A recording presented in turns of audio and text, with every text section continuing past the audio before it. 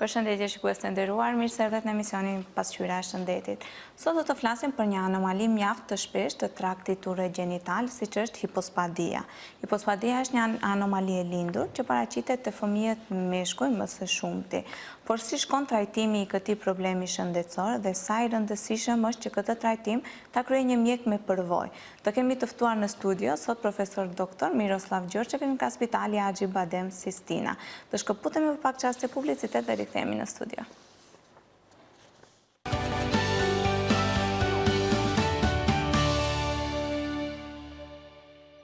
U rikthem në studio dhe për të folur për hipospadin, siç e përmenda edhe më herët, të ftuar në studio kemi profesor doktor Miroslav Gjorçević, bashkëpunues mjekësor nga Spitali Axhi Badem Sistina. Добрый день, дойдете в нашата емисия. Более вас нашу, добро вечер. Много ми е драго што денес ќе разговараме на една од најчестите аномалии како што е хипоспадијата. Дали може нешто повеќе да ни кажете што е хипоспадија и што ја предизвикува? Hipospadija predstavlja jednu od najčešćih anomalija kod muške živorođene dece i prema nekim statistikama, najsavremenijim i posljednjim statistikama u svetu, ona je vrlo česta i računa se da se jedno od 150 muške dece rodi sa ovom anomalijom.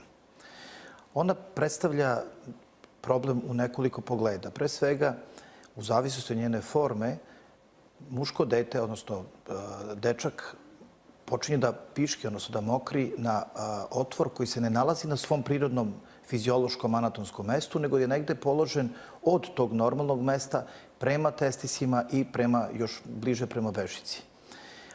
Pored toga, ova anomalija se vrlo često javlja udružena sa drugim deformitetima penisa, koji dodatno, ne u periodu novorođenčadi ili u dečijem periodu, već kasnije, kada ta deca postanu odrasle osobe, mogu da predstavljaju probleme iz obavljanja normalnog seksualnog odnosa, predstavljaju probleme u pogledu psihoseksualnih stanja, jedne prave psihologije i normalnog razvoja te dece u pogledu odrasle osobe. Tako da je u današnje vreme svet definisao jednu novu, mogu da kažem slobodno, granu nauke, naučne discipline urologije koja se sada zove hipospadiologija, upravo zbog toga što je ova anomalija izuzetno česta, što je njeno lečenje svedeno na period malog deteta, a što se komplikacije mogu da javljaju tokom celog života, pa čak i u 50-60 godina starosti. Da li može da ni kažete kako se otkriva ova anomalija i na koja возраст повеќе се јавува? Anomalija se uočava već na rođenju. Dakle, u porodilištu kada dobijamo novorođenče, prilikom prvog pregleda uočava se da izgled genitalija kod muškog deteta je drugačiji od onoga što je normalan prihvatljiv anatomski. Najčešće tu postoji višak kože sa gornje strane penisa, koja je faktički kao neka vrsta kapuljače stoji i prikriva ceo penis. I na osnovu same te činjenice, sa više od 90% sigurnosti mi možemo reći da kod takvog deteta postoji neki od oblika hipospadije.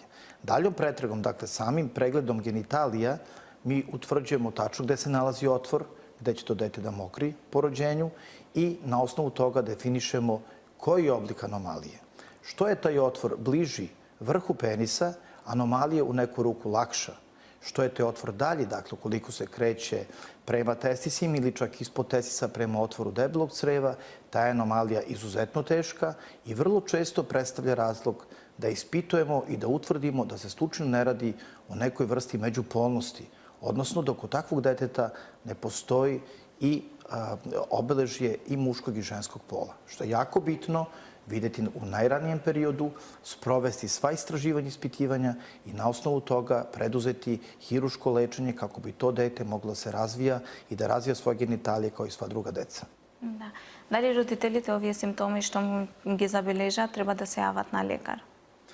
U današnje vreme svi pedijatri, ginekolozi i svi oni koji rade u porodilištima sa velikom sigurnošću dijagnostikuju ovu anomaliju. I oni po definiciji savjetuju roditelje da se u nekom periodu, narednih mesec, 2 dana, jave dečijem urologu, odnosno dečijem hirurgu, kako bi se postavila dijagnoza, kako bi se utvrdila forma i kako bi se već u tom periodu napravili prvi planovi kada bi se ova anomalija trebala da leči, odnosno da se hiruški koriguje. Da li ima lesni i teški oblici na hipospadija i kako teškите oblici može da dovede do komplikacije? Ne postoji lak oblik hipospadije, zato što mi tu moramo da govorimo u prilog iskustva hirurga koji se ovom anomalijom bavi. I najlakši oblik, kako mi kažemo, najlakši oblici koji zahtevaju vrlo jednostavno hirurško zbrinjavanje mogu nekada sa svojim komplikacijama da se izrode u izuzetno teške anomalije i vrlo problematične za njihovu korekciju kasnije. Zato, generalno gledano, mi delimo anomalije na možda malo lakše za korekciju. Kad kažem lakše, podrazumeva se da je lečenje kraće, da je hiruška korekcija traje kraće i da imamo te teže anomalije gde je potreba za formiranjem tog kanala za mokrenje koji nedostaje, zahteva od nas i višesatni rad. Međutim, moj savjet je da shvatimo da ova anomalija nikada nije laka, jer jednostavno u hiruškom pogledu i statističkom pogledu, ako mi kažemo da imamo uspeha u 90% i da je rata komplikacija svega 10%, za te roditelje, ukoliko operacija ne uspe, komplikacije su 100%, jer se radi o njihovom detetu. I tu vrlo moramo biti pažljivo obazrivi. Да. Колку е битно еден искусен доктор да ја врши операцијата, искусен доктор за операцијата да биде успешна? Hipospad je samo jedna od anomalija genitalije. Možemo reći jedna od najčešćih anomalija muških genitalija. Međutim, mi tu imamo čitav sijaset drugih anomalija genitalija koje po nekim svojim atributima, po nekim svojim osobinama imaju i te delove koji se sreću kod hipospadije. Recimo deformiteti penisa u obliku zakrivljenosti penisa ili neki drugi problemi sa otvorom mokraćnog kanala i tako dalje. Hirurg koji se bavi genitalijama, da li je to dečiji hirurg, da li je to dečiji urolog, mora da bude stalno u treningu. To podrazumeva jedan rad maltene svakodnevni i prema nekim našim, da kažem, nekim našim svetskim standardima, kad kažem našim, ja uzimam kod sebe pravo da diskutujem o našim svetskim udruženjima koje propisuju način kako se ove anomalije leče, čiji sam ja član. Mi smatramo da osoba, odnosno doktor koji uradi 50 i više ovakvih anomalija godišnje, može da se smatra dovoljno iskusnim da uđe u koštac sa ovim problemom. Vrlo često mi imamo dečje hirurge i dečje urologe koji se sa ovom anomalijom sreću možda jednom mesečno ili ređe. To nije dovoljno da se deca sa ovom anomalijom leče pravilno i mi ne možemo uzeti sudbinu u naše ruke i takvu decu da osuđamo možda na neuspešno lečenje, na lečenje koje će posle podrazumevati i 10-ak novih operacija. Jer to zna da bude vrlo strašno i tu decu zna da i psihološki i psihički upropasti i od njih da napravi u neku ruku invalide kada oni postanu odrasle osobe. Да. Вие сте медицински соработник на Аџибадем Систина во Македонија. Дали може да ни кажете колку често ги вршите овие операции и како оди лекувањето на овие деца во Аџибадем Систина? Pa ja mogu da kažem, kada me pitaju vezano za gostovanje, odnosno za rad u drugim državama, pošto ja sam zvanično profesor medicinskog fakulteta u Beogradu, Sistina je jedna od bolnica u koju ja volim da dođem i ja sam ovde već punih 7 godina. Dakle, nekoliko meseci po otvaranju ovog novog kompleksa ja sam počeo da dolazim i da budem vizitnik profesor, ali to nije jedino mesto i operišem u celom svetu, bilo kao gostujući profesor, bio kao humanitarni doktor i tako dalje. Ono što se ovdje izdvaja u ovim okruženjima u kojima se nalazimo, Skoplje je jedan predivan grad, nije daleko od Beograda i za mene i za moje asistente koji sa mnom dolazi, za moj tim, uvek predstavlja zadovoljstvo da dođemo ovde, da se vidimo sa našim kolegama i kompletnim osobljem koje radi u Sistini. Dakle, jedna vrlo prijatno i domaćinsko atmosfera. S druge strane, uslovi koji tu postoje se ne razlikuju, verujte, od uslova u najboljim američkim bolnicama u kojima ja operišem. Dakle, kad pričamo o uslovima, pričamo o tehničkim uslovima, o najsavremenijim materijalima koji se koriste za lečenje najtežih i kompleksnih operacija. A s druge strane, mi se ovde viđamo negde 10-ak puta godišnje i pregledamo, mogu slobodno da kažem, oko 500 bilo dece, bilo odraslih pacijenata, a od tih 500 negde uradimo između 60 i 80 operacija godišnje, koje su sve po svojim atributima, svojim osobinama vrlo kompleksne. Да, и верувам дека со својата работа имате премногу задоволни пациенти. Naše zadovoljstvo je upravo bazirano, to ste lepo rekli, na zadovoljstvu naših pacijenata.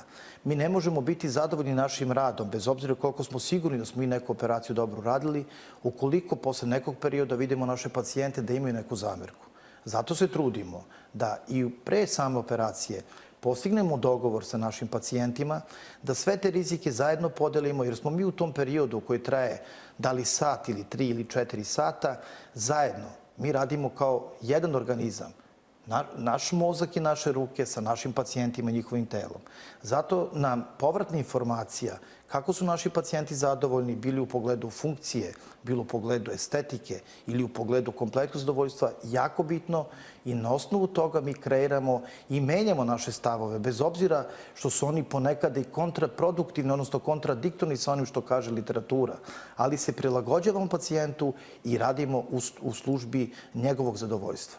Da, znači svi te pacijenti koji imate nekakvi problemi, slobodno možete se obratiti do Acibadem Sistina za da ve kontaktirate. To je jako jednostavno i prosto da na ovim prostorima, dakle na prostorima koji se tiču ovog ovde područja, dakle to je prostor Albanije, Severne Grčke, Makedonije, Kosova i Južne Srbije, svi vrlo dobro znaju u proteklih 7 godina da se ovde jednomesečno, obično petkom, radi ambulatorni pregledi, svi su vrlo dobro došli, zna se način kako se komunicira, to je sve dobro organizovano i niko nije vraćen sa pregleda, bez obzira da li ima mesta zakazanog ili ne. Mi radimo zakazivanje i preglede, ali svi oni koji se jave i koji imaju neki problem, uvek su dobro došli da sačekaju na svoj red i mi ih pregledamo, pa makar to trajalo do 10-11 uveče. Dobro, doktor Đorđević, ovdje ima sa kratka pauza i se vraćamo pod ovo studio.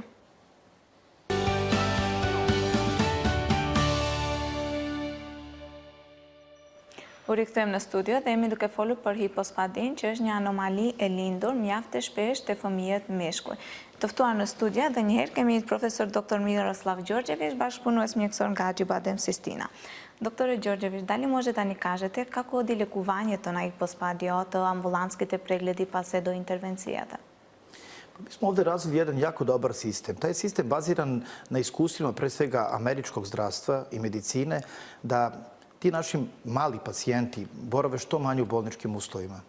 Dakle, najbolji oporavak je kada je neki pacijent u svojim kućnim uslovima sa svojim porodicama. Na osnovu toga mi smo kreirali jedan dobar put gde nakon operacije naši mali pacijenti ostaju u bolnici, ostaju u Sistini nekih 1 do 2 dana i nakon toga budu otpuštani kući. Međutim, tu ne prestaje naša briga o njima. Moji saradnici, moje kolege i kompletno stručni tim koji radi na ovom problemu nastavljaju sa pregledima, sa kontrolama, sa previjanjima ovih mladih ljudi svakodnevno i pružaju kompletnu potporu i kompletnu pomoć da su nekih narednih 10 do 15 dana nakon operacije sve završi na najbolji mogući način i po mogućnosti bez ikakvih daljih komplikacija. Kako odi postoperativni tretman? Koliko treba tije da vnimavat za posle da se vrata do svakodnevnite aktivnosti? Pa opet kažem, u zavisnosti od toga koliko su zahtevne operacije, ali ako se radi o deci, taj period je relativno kratak i to je nekih maksimalno 2 nedelje, gde deca u kućnim uslovima sa roditeljima koji su obučeni od strane nas koji se bavimo ovim problemom, vode računa o deci u slučaju da se desi bilo koji problem. Mi smo otvoreni 24 časa dnevno, da dođu od kuće i da im se pomogne, da im se pruži podrška. A ono što je poseban, mogu da kažem, problem jesu osobe, odnosno pacijenti koji su operisani kao deca, ali kod kojih operacija nije proticala baš tako kako je planirano od strane naših kolega i koji sada dolaze kao adolescentni ili adultne osobe. Te rekonstrukcije, te operacije znaju da budu vrlo kompleksne i onda je taj oporavak kod odraslih pacijenata malo duži, skopčan sa malo težim problemima, ali u našim rukama skoro uvek uspešan. Da. Pa sакам да ја прашам, ако операцијата се врши кај малите деца, како оди нивниот развој? Дали нормално се развива, дали нормално растат? Naše su preporuke da se ova operacija, ove anomalije radi u najranijem uzrastu, a to je najbolje u prvoj godini života, odnosno negde oko prvog rođendana. Zašto? Vrlo jednostavno mi imamo dečake u pelenama, gde možemo sva ta pomoćna sredstva, katetere, zavoj i ostalo, da prikrijemo i da ne dozvoljavamo da taj uzrast i svoje radoznalosti na bilo koji način ugrozi naš rad.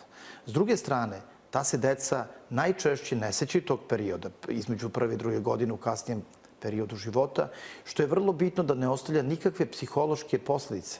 Vi sada možete da razgovarate sa momcima, odnosno dečacima i momcima koji imaju 10 i 12 godina, koji su pred pubertetom, a da su svesni i da su sada svesni neke spoznaje da treba neko da hiruškim instrumentima radi nešto sa njihovim telom, pogotovo sa genitalijama. To zna da bude vrlo problematično i toga moramo biti svesni. Zato je naša preporuka odmah posle rođenja, kada se postavi dijagnoza u porodilištima, mi smo otvoreni da roditelji sa svojim bebama dođu na jedan konsultativni pregled gde će jednostavno ući u proceduru i gde će posle prve godine života njihova deca imati apsolutno sve uslove kao i deca koje se rode potpuno zdrava, da se normalno razvijaju i da njihove genitalije nimalo ne zaostaju za genitalijama druge dece, odnosno drugih dečaka. Dobro, ова е една многу добра вест. Но ако операцијата оди секако што треба, колку често треба да се јават на контрола после операцијата? U prvom trenutku, dakle, tih prvih mjesec dana je onaj period koji je najoptimalniji da mi ispratimo sve potencijalne moguće komplikacije na koje može da se deluje. Nakon toga kontrole su sve ređe i ređe, na 6 meseci, na godinu dana, na 2 godine, a onda pojačavamo kontrolu negde pred pubertet, da pratimo kako se muški polni organ razvija, da li u nekom pogledu ne zaostaje, da li se tu možda ne radi još o nekim udruženim anomalijama, recimo nespuštenim testisima ili nekim drugim problemima i na taj način pružamo punu podršku da imamo potpuno zdravo potomstvo, odnosno potpuno zdrave mladiće koji će nastaviti normalno da se psiho i seksualno razvijaju. Верувам дека една од најчестите прашања од родителите е дали хипоспадијата може да се јави повторно. Hipospadija ne može se javi povtorno, ali mogu da se jave komplikacije, a to su najčešće komplikacije gde nakon primarnog lečenja, dakle nakon prve operacije, ne zaraste sve i ne bude sve kako treba, pa onda dođe do to je takozvane komplikacije koje zove fistula, a to je dakle jedan ili više otvora na tom putu formiranja tog novog kanala za mokrenje. To su komplikacije koje nisu toliko teške, koje mogu da se operišu u sledećem aktu. Međutim, ono što je problem jeste da sa svakim novim aktom, sa svakom novom operacijom, mi imamo sve manje i manje materijala kod te dece, njihovog ličnog materijala, a to je najbolji materijal za rekonstrukciju. Ako nema materijala, mi smo onda prinuđeni da uzimamo neke veštačke materijale, što opet vodi nekim novim komplikacijama i nekim novim problemima sa kojima možemo da se suočavamo. Добро. И едно друго прашање што би сакала да ве прашаме е дека сме слушале за многу наследни болести. Дали хипоспадијата е наследна?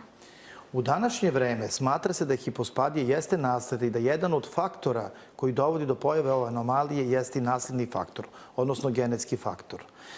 Ono što je mnogo bitnije danas da znamo jeste da je u poslednjih 10 do 15 godina jedan od glavnih faktora rizika za pojavu ove anomalije, pored naslednog faktora, i uslovi i sredinu u kojoj živimo. Tu se pre svega misli na način ishrane, na pesticide i sve druge različite sredstva i materijala koje se koriste u današnje vreme da se proizvodi hrana, dakle, naši biološki izvori i tako dalje.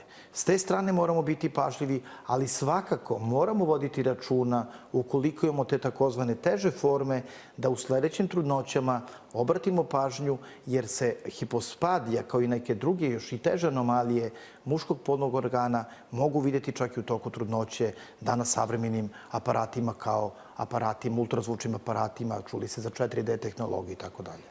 Колку треба да внимаваат родителите за нормалната хигиена кај гениталите на децата? To je sada vrlo dobro pitanje i zahvaljujući internetu, zahvaljujući medijima i svim drugim, da kažem, sredstvima informisanja, mi danas imamo vrlo dobre mogućnosti da se roditelji na najispravniji način upućuju kako da neguju svoju decu, počev od rođenja pa kroz prvi period detinjstva, a i kasnije. Ono što je jako bitno i jako interesantno reći jeste da se nega genitalija zasniva na najobičnijoj higijeni, a to su sapun i voda. Sve druge priče, treba kupiti ovu kremu, treba kupiti ovu mast i tako dalje, padaju u vodu jer to apsolutno nije potrebno. Čak ponekada može biti kontraproduktivno. A koliko je važno za ova anomalija da držime dobra njega?